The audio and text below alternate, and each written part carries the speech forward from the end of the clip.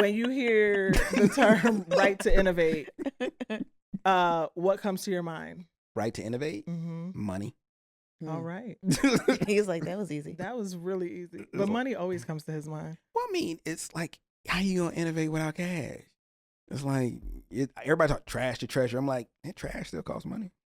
Trash is actually a lucrative business. For real. It's like, yeah, but it's like finding access to capital and resources in a way where we don't have to give up the store and we don't lose our ability to self-determine. Ever wonder what it takes to unlock true Black innovation and wealth creation? You're in the right place. This is From Chains to Links, where the brightest Black minds, entrepreneurs, academics, creatives, and futurists reimagine what it means to build generational wealth and a thriving Black community. We're not just talking about change, we're building it. Stick around because this conversation is about to spark something different. Hey, everybody. Welcome back to From Chains to Links. I am Kelly Burton, co-host of this amazing, phenomenal podcast. And I'm here with my sister wife. Everybody trying to wipe me up. You from Ike. Hey, boo. How are you? I'm wonderful. How are you? It's been a great day. It's been a great day. I'm having a little wardrobe malfunction. You know, What's your shirt say? It says Decoration 26 because ain't nobody scared of Project 2025. Because ain't nobody scared. Because ain't nobody Not scared. near person. Nobody's scared. Ain't nobody scared. And the words looked a lot smaller on the shirts, but why you playing? But you came to the revelation that the words are small. It's just that other things are big. So we thank God for where all big things come from. All things, big and all small. good That's and perfect come from above. James from 1:17. Listen, from the Father of light. So, amen. It's a big message. It's a big we message. have some big topics. That's right. We have a big platform for this message, don't we? And to join us on this big message platform, we have a power conversation with Mr. Jamaa Bickley-King. Welcome. Thank you all so much for having me. Welcome. I appreciate it. So Kelly gave me permission to share very quickly how I met Jamaa. Picture this, Sicily. No, I'm just kidding. Golden Girls. Oh my God, I love that Golden Girl reference. Love some Golden Girls. Love some Golden Girls. Them. But can you believe that they were like 40 when they were doing that? But they were like repping for inclusion in the 80s. I mean, the episodes they were so progressive. I think it was the outfits. They were actually younger. Like, okay. So anyway, when I met Jamaa, one of my clients was an organization called Moms Rising. And one of their leaders also happened to be advising the movement for Black Lives. And so I knew her from them space. She was like, would you like to come into this space about how we build data inclusion among movement leaders? And I was like, who's doing this work? Now, this was way back, well, I guess at this point, during the Man That Shall Not Be Named 45 2016, yeah. And so I met Jamaa. And he had this amazing program called Change the Game. And the theory was, got to stop talking about this conversation about why won't we get more Black people to vote, yada, yada, yada. But on the flip side, we were seeing like record number of people in the streets responding to protests and movement and what have you. So his theory was like, if we get those people that people trust to be connected to the data tools like the van and all these things that are super expensive and not necessarily readily accessible to people that are not in like traditional data and civic engagement spaces, then we can really change the game. We were like, bet. So we started doing all the stuff, press, everything's looking great, boom, boom, boom, identified all these like top movement leaders across different races and causes. Charlottesville happens. And the question is like, are people going to travel? Are people going to come to DC to do this thing? Nobody backed down. Really, like that tells you movement people was, it's also 2016. We were like, hey, you don't have to come. We don't know about safety, security. And people were like, I ain't never scared. So everybody showed up. And we all showed up during the week where it was a week after Charlottesville. So then DC was on high alert because they said that white supremacists were going to be coming and marching that weekend, literally where we were doing the training. And Jamaa like showed up and was like, I want everybody to just know that if we're going to ride till dawn, we're going to do this together. And we were like, I was like, what's happening? Now open up your IBMs, right? Like, so that's Jamaa in a nutshell. But then on the flip side, he also comes from a very respected civil rights family. His aunt was the statistician in the Wow. Brown versus Board of Education case. Wow. His grandfather was a Brown attorney. Wow. So we're beyond excited for you to be in this conversation about the future of Black politics, because I think you come into this space with a lot. So I know that was a lot. Feel free to tell us whatever formal title you want to tell us, but we don't want you to lose your job. Right? So, That's important. You got to protect that bag. You know what I'm so however you like to describe yourself, but as you think about the cross between data, tech, movement, politics, what does the future of Black politics look like for you, for us?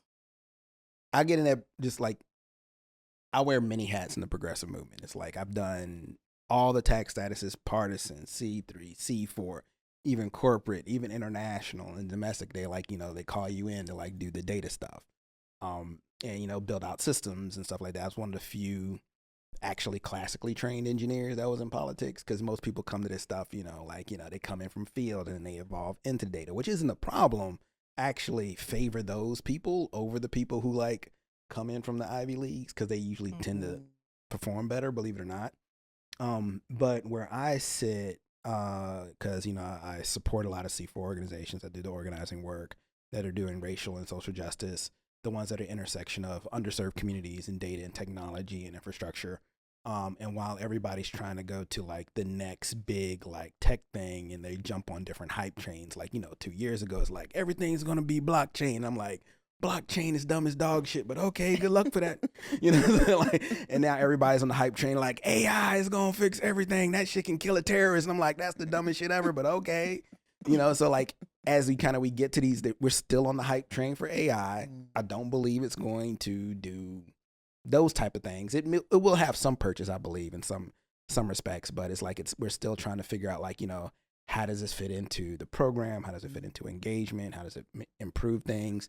Does it provide force multiplication of effort in order to implement any type of like political, civic engagement, policy, whatever have you? And I think we're still trying to figure that out. I actually don't believe we're going to get to those moments where like even where, we revisit blockchain and we're going to revisit AI after I think the hype train is over. That's usually when Black people like take it and then they make it really dope. You know what I'm saying? It's like, but it's like once the like profit movement is out there and somebody like with a clear mind looks at it like, oh, I think this thing can do this. And people say, well, Jamaa, why do you say that? I'm like, people forget that like, they invented like QR codes in the 90s.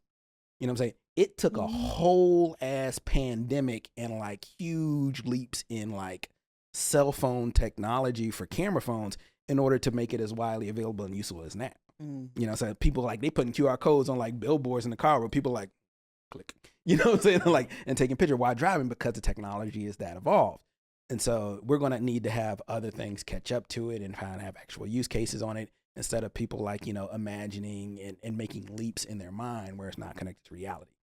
I would say the biggest, I love where this is going, because I could riff off this all day long. And I love what you said about the comparison between blockchain and AI.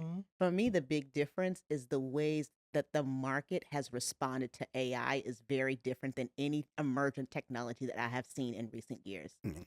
And the other piece of that is I'm keeping an eye out for the emergent technology that's going to allow Black people to get in on the ground floor. Yeah. And I'm curious if you have thoughts about that. I do. There's usually such a high wall that they have to come financially in order to be the first of, and then even get resource to make the first, second, third, fourth, and 18th mistake on that stuff, as opposed to our non-melanated counterparts who seem to have just endless resources and people let them just futz around forever. And when you have a conversation around the AI stuff and the blockchain, all that stuff comes down to actually hardware. People don't realize there has been no improvements in coding for AI in decades. The only thing that's changed is the hardware computing power, and it drafted off of the blockchain stuff. Because when blockchain came out there, you couldn't even get like a graphics card or any NVIDIA stuff, and they kept trying to make more and more powerful cards, and more powerful processors so people can do more Bitcoin mining. So when Bitcoin dropped, they realized like, oh, we got all this excess hardware and computing power. And then all of a sudden they're like, yo, we can use this on AI, and they just have parallel computing power. That's what's making AI work. We have so much powerful hardware. And everybody who's coming up with the AI, whatever company, is like a GPT API call dressed up as a new thing. All it does is like an API GPT. And now it can tell you if a dog is thinking. It's like all this stupid shit. It makes no sense to me, but people are giving a lot of money for it. So I'm not going to yuck their yum, but I have said at my company, they come to me like, Jamal, we got this great idea. It's going to be like, you want to put AI on top of blank, blank, blank, voter file, then question mark, Democrats win. And I'm like, that makes no sense. It's like, and so I'm like, I'm just done with those people now. I got to the point where I told my CEO, like, I'm not taking any more of these calls. These people are dumb as dog shit. We just need to let this shit go. And like I said, but what if somebody actually says something good? I'm like, look, I will take that hit and I will own it. But I have a really good feeling that I'm going to be okay. Because it's not impressive whatsoever. So let me ask you this. Like, okay, so when you wade through the hype, right? What is the real opportunity for Black folks if we're able to early on board? Because at BIA, we are an AI power organization, and we've seen how just the utilization of ChatGPT has increased productivity across our team exponentially. So I'm curious, beyond the hype, where's the opportunity? The opportunity, I think, is it's going to be, and I was telling us like earlier when I had a conversation there, I said, the thing about AI, the big thing is training data sets. Mm-hmm. And the conversation about that is making sure that if we are going to be providing those data sets to AI to improve it, there's a conversation around data sovereignty. Mm-hmm. And this is where African Americans and African American data needs to kind of really figure itself out, because we haven't been able to be sovereigns on our information and data. I think we are so firmly integrated and like, for lack of a better term, colonized with our data when it comes to these things. So like when they feed it into an AI, it's owned by another firm. Mm-hmm. You know what I'm saying? It's going to be your data basically pushed in the machine because somebody else owned it. And the good news and bad news is that a lot of our data is actually institutionalized. Not a whole bunch of it is actually like written down. It's like, it is because, historically we used to we tell stories, you know what I'm saying? That's how like a lot of our information is changed from generation to generation. Like I learned my grandmother's my great grand aunt's sweet potato pie recipe from my aunt. You can't write it down. She showed me the written down version, and it was like mountain measurements. It's like handful of sugar, pinch of nutmeg. You can't. The hell does that mean? It's like not tablespoon, it wasn't no cup, but this is how we pass on that information. And so like if we ever got to a point where we can actually take a census of ourselves and collect the data, then we can go ahead and start training AIs and try to be a counterbalance to the biases that I believe are going to be caked in. And I think that Black community does have to be engaged in this conversation, because the fight now is going to be over algorithms. It's going to be fight over training data sets, and also about data sovereignty and communication of how people are holding our information and using it. Mm-hmm. Like, one thing we don't look at is the terms of conditions. No. Like I'm trying to find a therapist, and everybody like, why don't you use BetterHelp? It's the app online. I looking at terms of condition. I'm like, I can't use this. I don't know who's owning this data, particularly my therapist data, where I'm going to be saying something I'm pretty sure don't want to be held somewhere. I don't care if you're trying to build a therapy AI. You don't know. Right. You don't know what's in there. Zoom finally fixed their terms of conditions on a lot of this stuff. You have to read the fine print, and nobody looks at that stuff. Nobody does. And this is the conversation you have when like people are saying these things, and when you even talk, it's packet data that's stored. You know what I'm saying? In the servers, where is it held? Who is holding it and what they're using it for? For the longest time, I wouldn't even use Ancestry, because I'm like, I don't want them to hand it over to police unless they got a warrant. Right. I don't want you like arresting like a distant cousin of mine because you think that he like did something, and y'all been trolling through all the Black DNA ones to kind of figure out I need protection. Mm-hmm. Yeah. And so I am kind of harping back to the data conversation in many ways, but it is very much like when you have a conversation about AI, the coding piece is not where it's going to be at. It's the data that feeds it, and it's the algorithms that kind of figure out how to do stuff. And wait, can I want to Absolutely. You know, I'm like, oh, and I this. do want to say that there's a large range of issues that people are concerned about when it comes to that protection piece, that I do believe there's that we can't get so lost in the conversation around biases that it prevents us from growth and participating and like actually doing something.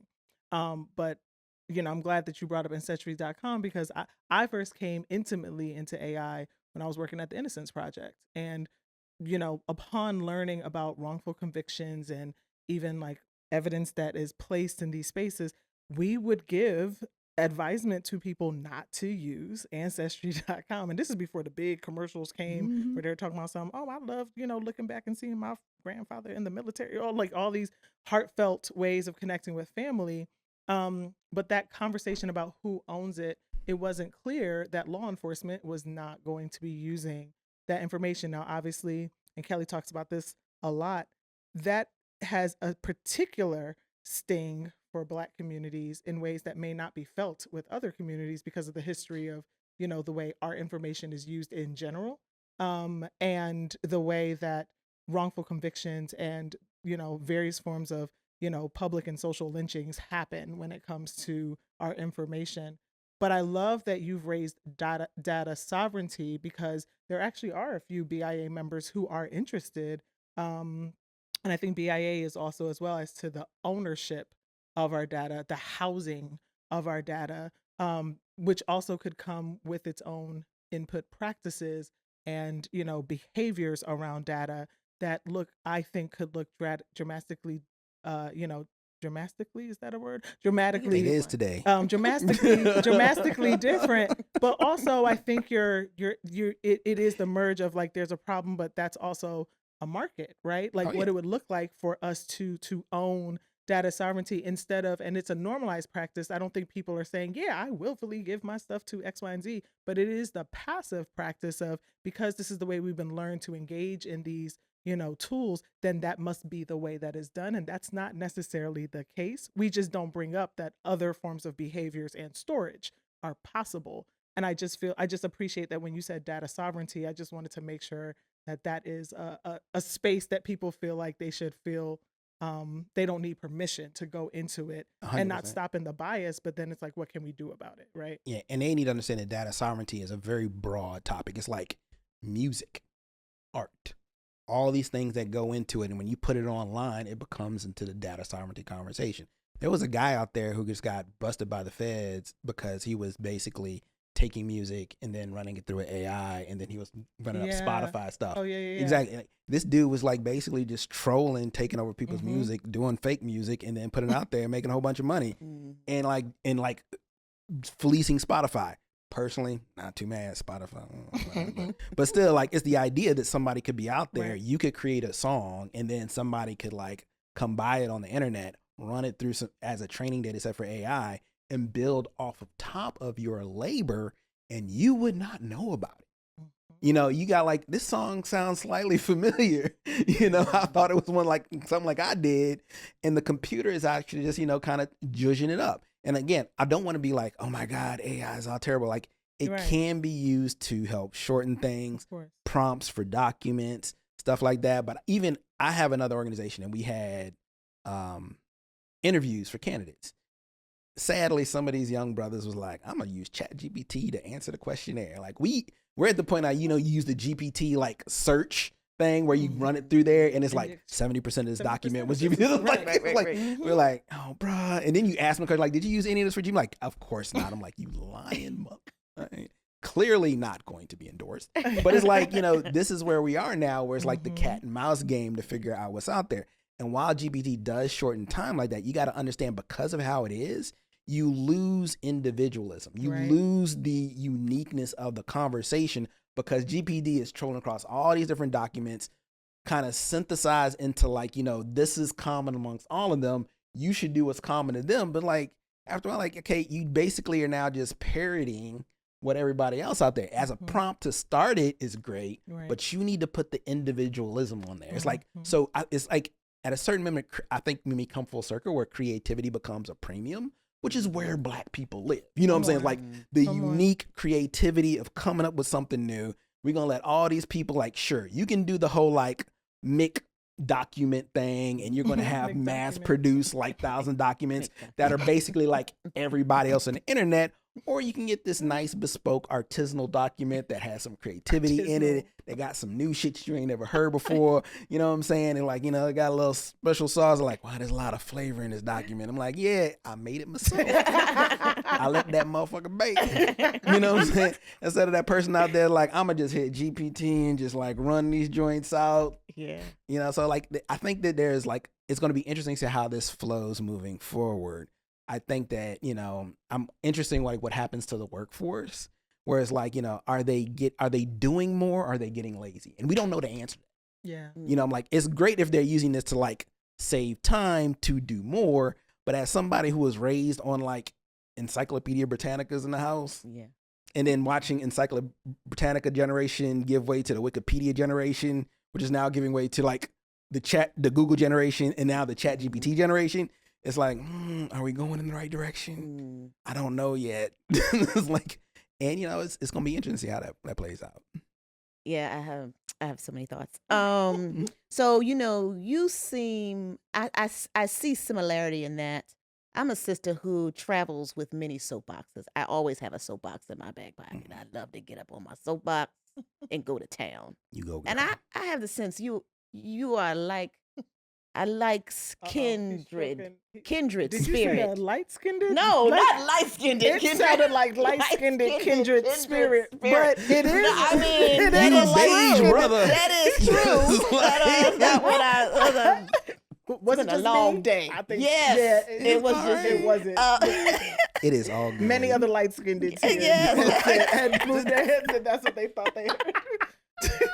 I was trying to find my words. It's been a long day. My brain is crunchy. Okay, it's all good. Kindred spirits. Yes. And that I would imagine you have multiple soapboxes that you likewise travel with. I'm sure you Yes. have several in your back pocket right now. I have never had an unexpressed thought in my life.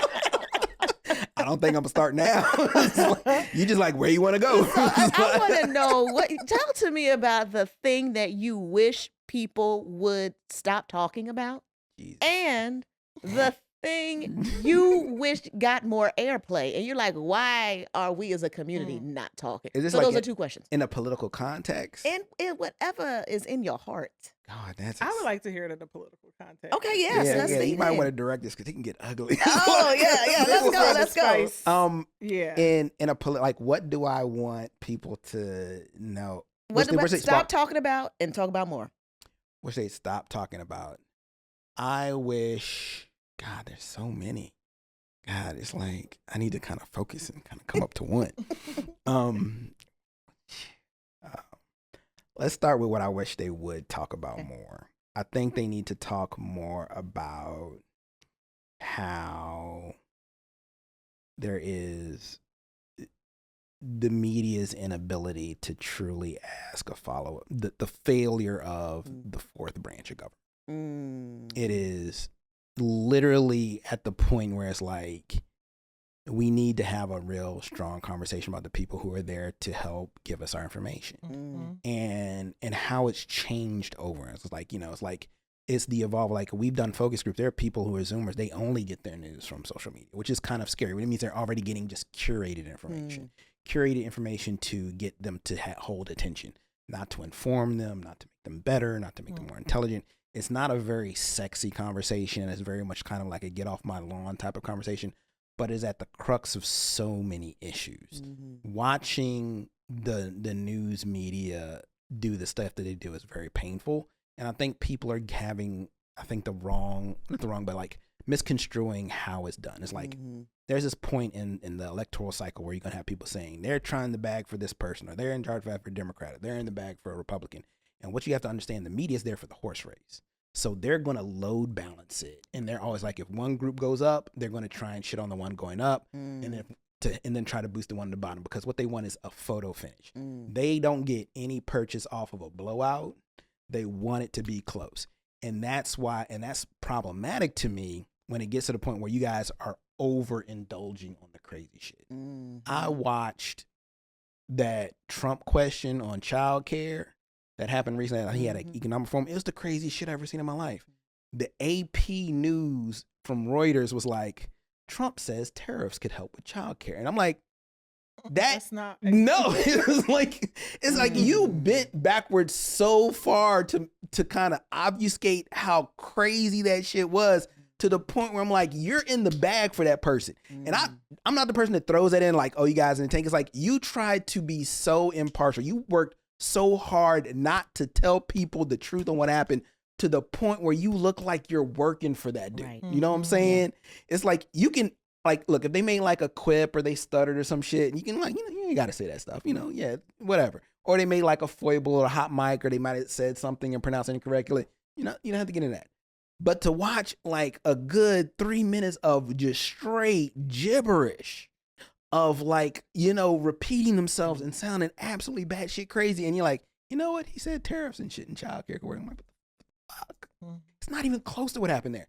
And then, similarly, you have the Pavlovian words that they give to get a rise out of people. You want to get a rise out of black people and voters, you say voter suppression.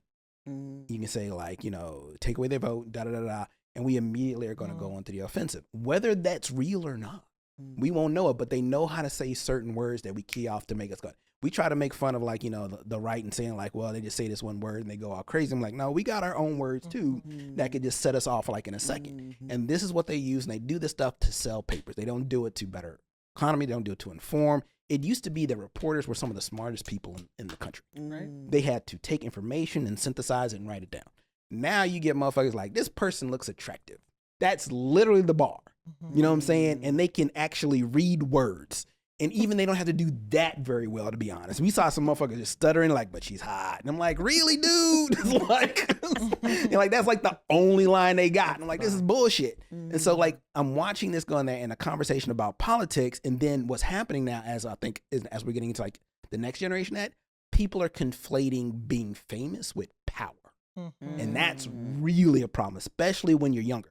It's like they're saying like, I'm being seen, thus I'm powerful. That's not true. Right. That's right. But that's how they're seeing the world, because they're like, I mean, in their defense, it's like, we saw this dude become president and his only thing he had for him was famous. He wasn't smart, wasn't intelligent, he won't nothing. That motherfucker was just famous and he became president. And I can see how you make that connection, but it's wrong. You know what I'm saying? So this is where we are. And I'm seeing like, when you saw these kids going for likes, being on social media, going on YouTube, being on Twitch, being on Insta, being on insert thing that my old ass is not on right now, but I'm sure the kids think it's dope. All those things. And they're just kind of just going into it and they conflate it with power. And I'm like, no, it's not. In fact, in many ways, it's the opposite. Yeah. And sometimes they're not even the only ones. Like, how many people we know in politics, especially black politics, they go from like organized in the street, talking head, now I've made it. There are so many of those people, not gonna name no names. There's so many of those people in our own space where they have that issue. And part of it is because it's easy to be on TV. It's hard to organize and do the work, raise money, organize a team, implement the program, do quality assurance, pay everybody, make sure they got health care, do all the people stuff. Or I can be on TV and say, this is what I think. You know what I'm saying? And probably get paid more for less work. And I get it, but we need more of the unsexy hard work. And our systems for cultivating that have atrophied and died. Why don't you tell us how you really feel? I mean, you did ask that. Like, to be fair, So tell us something that's going to be obsolete in 10 years. Obsolete in 10 years? Yeah, let's bring in the futurism piece. Oh, let's see. Obsolete in 10 years. Possibly linear television. Say more. Even though people say that radio's died, and I think there's still a place for radio, and people said it's dead. I think that linear television is going to be quote unquote ghettoized. It's like, this is the place where you put like the cheapest of things.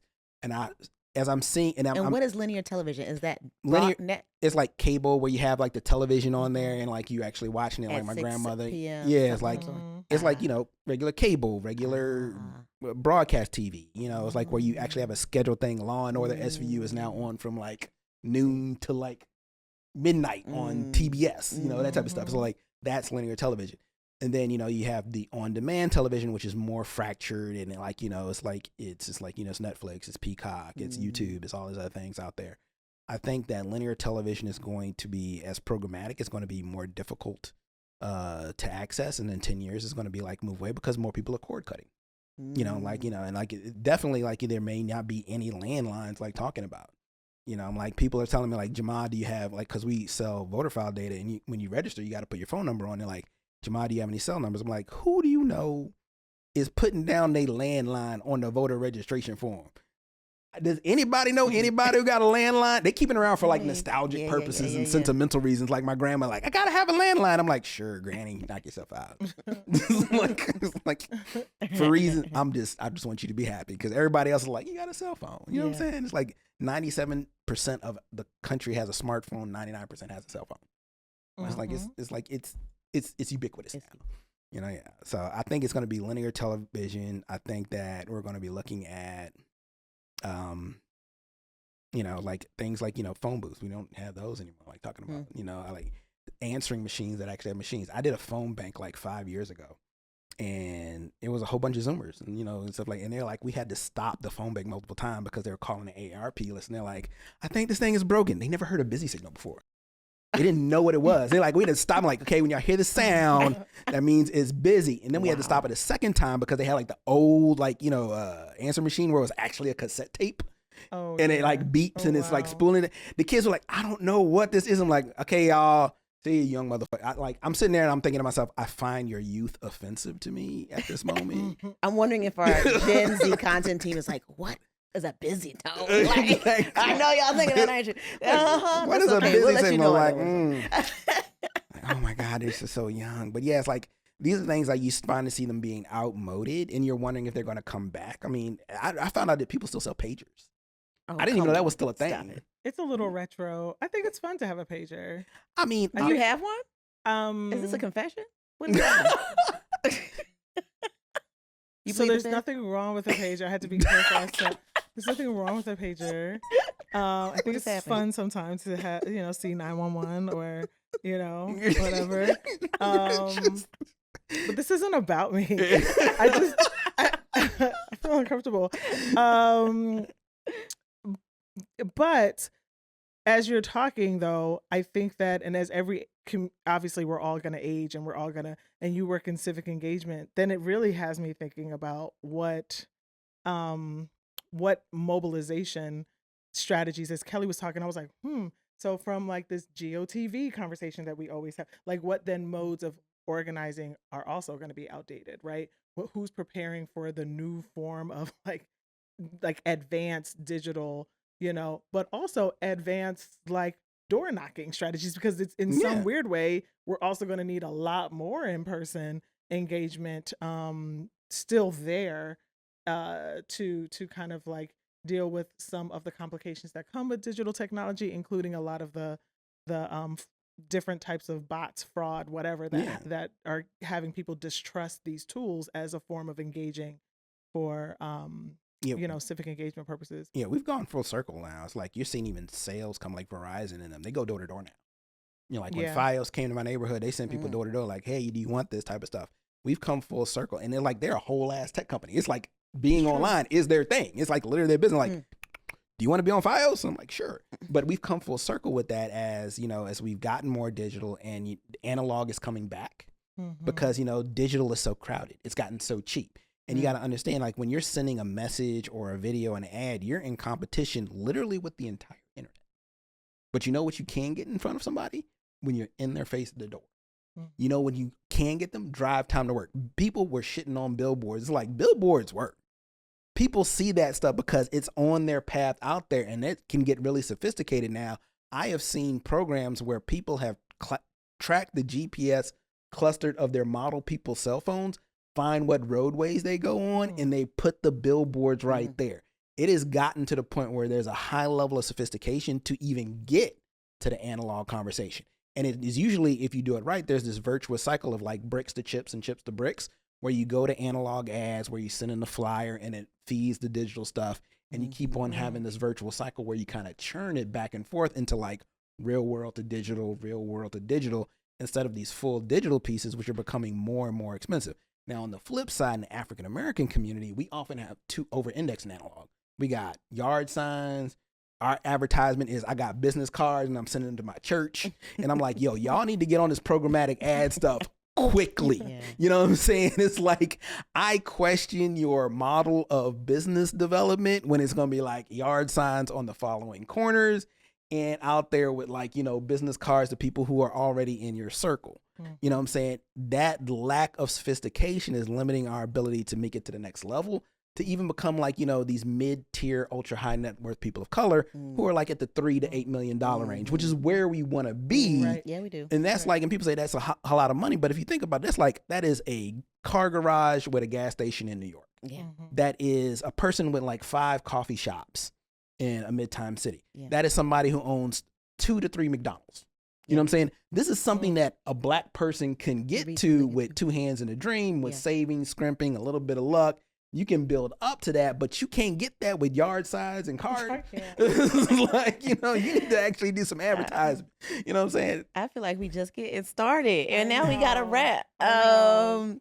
Man, my mind is still spinning a little bit. These are all my iffy conversations. Like, we're going to talk for Every 5 Sunday, minutes. every Sunday. 3 hours later. And to be clear, his sweet potato pies are like a DC like staple. It's a cult. And you ain't bring us none? It's a cult. It's actually I really. just came in today. But you already knew if you were gonna drop it. You know, shout out to your auntie. But we want to eat some sweet potato pie.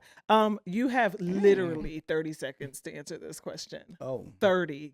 Move the beard out the way. When you hear the term "right to innovate," what comes to your mind? Right to innovate? Money. All right. He's like, that was easy. That was really easy. But money always comes to his mind. Well, I mean, it's like, how you gonna innovate without cash? It's like, everybody talk trash to treasure. I'm like, that trash still costs money. Trash is actually a lucrative business. For real. It's like, yeah, but it's like finding access to capital and resources in a way where we don't have to give up the store and we don't lose our ability to self-determine. That's good. That's a good way to stop the conversation for now, but I feel like we're going to continue this at some point in time. So thank you, Jamal. And next time over sweet potato pie, obviously. Literally. And some milk. Oat milk. Because we lactose intolerant. This is my friend Jamal. It's been a pleasure. Thank you. Thank you so much. Thank you so much. Thanks, everybody, for joining us. For this episode of From Chains to Links, as you can see, we're having way too much fun and we're completely sober, which is the interesting part. Join us next time as we traffic in all things innovation, opportunity, self-determination, liberation, economic justice, and apparently not being scared of Project 2025. Thanks, y'all. We'll see you next time. Peace. Thanks for riding with us on today's journey. If this episode hit home, don't keep it to yourself. Share it with a friend. Visit FromChainsToLinks.com for more content and make sure to subscribe on our YouTube. Follow us on Instagram at @BuildWithBIA, and let's keep this movement growing. The road to true Black prosperity is built together, and we need you to do it.